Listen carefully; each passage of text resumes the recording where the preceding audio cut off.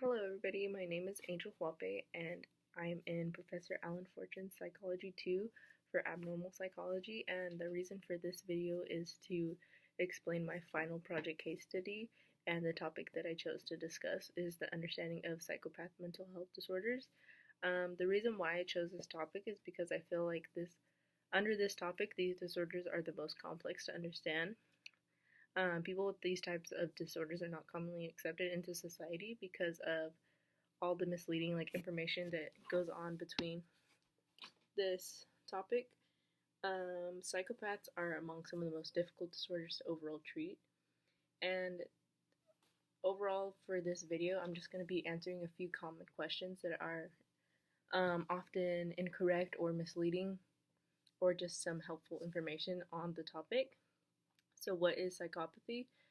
The concept of psychopathy is it's a psychopathic personality. So by experts in the mental health field, differs that some of the common misperceptions are like the stereotypical murderers or killers or serial killers or anything around that area. So yeah, what I mentioned, when we think of the word psychopath, what usually comes to mind are what the media portrays in Hollywood or in the social media and stuff out there. It's the crazed killers, which isn't always what it's supposed to be, because these deceptions are far from that, because most psychopaths, first of all, are not all murderers, which is pretty good from coming from this understanding. So researchers say that 1% of the population meets the criteria for psychopathy. So that means just about every single one of us has at least some type of psychopathic characteristic trait about us. So that could be from well, I'll explain that more later on into the thing. So can you have psychopathic tendencies and not be a psychopath? So psychopathy is a strange combination of genes plus environment, but the fact that both these things can be an influence, but not everyone that has both of these type of factors really acts on it.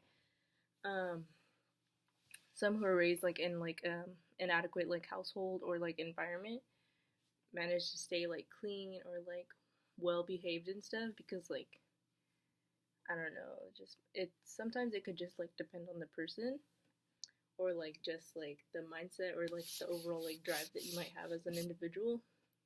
But then on the other hand, there are those who are raised in the best of circumstances but still run afoul of society. So a common thing that is known is the good, always the good ones are kind of the sneakier ones.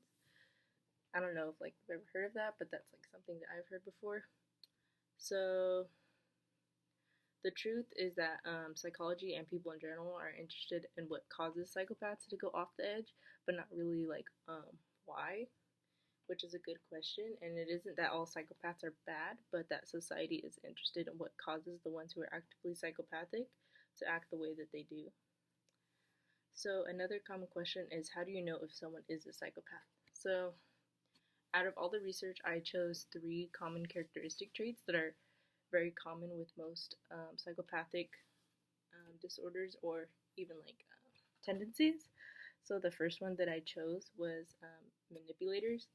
So for people in this trait, manipulating others is an impulse. So for instance, an alcoholic, their impulse is to drink, but in this case, for psychopaths or psychopathic mental health disorders, their impulse is to manipulate others to believe them or trick them into believing something they want to. So sometimes this manipulation is done to achieve personal gain, but other times it's just done for fun. So I have an example, and I recently watched the Ted Bundy film with Zac Efron and Lily Collins, and I felt it was a pretty good movie because it more focused on his psychopathic characteristic traits and one of them was he was a really big like manipulator, and like he was very charming. He's very like not like how most people think like of psychopaths to be like very like distant or quiet. He was very like a people person, like he was very like charming, like I said. And then I really liked it because it didn't really focus on like the killings or nothing like that, because most of that stuff is already commonly like well known, but not a lot of people know like his other side, which is like his manipulative side and his more charming side. And the movie got like a lot of like criticism for that, but I feel like that was really important because it's like a side that nobody's really seen before. Another characteristic trait that I chose was like the lack of empathy. So, you know, like that little tiny voice in your head that might tell you like if you found like a wallet or like money on the floor to always maybe like return it or do like the right thing. People high in psychopathy, they don't have that little voice in their head. They have more of like that impulse, kind of like mentioned in the manipulation. So they don't like have that sense of emotion or that empathy towards others. They're more of like a selfish type of thinker. Another thing is they're very narcissistic. So people high in narcissism are self-centered, like I just mentioned before, and they have an inflated sense of their qualities and achievements. So is there a test for psychopathy? The most widely used instrument for diagnosing psychopathy in correctional and forensic settings is the Psychopathy Checklist Revised, which is the PCLR. This comprises about like 20 items rated on the basis of interview and file record information. So it's more of like an interpersonal affective deficits and behavioral deviance features that identifies.